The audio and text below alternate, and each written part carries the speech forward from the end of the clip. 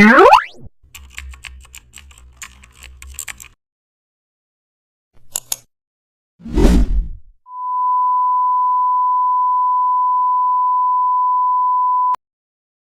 this script, you'll design a floating info tooltip that looks like it belongs in a real app or website UI, all created using simple custom shapes.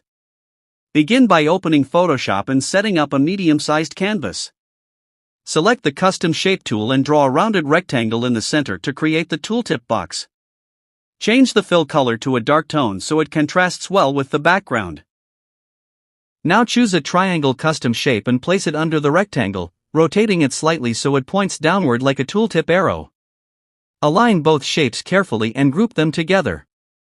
Next, add short informational text inside the box using the Type tool, keeping padding consistent on all sides. To enhance realism, duplicate the tooltip group, place it behind, blur it slightly, and reduce opacity to simulate a soft shadow. Zoom out and preview.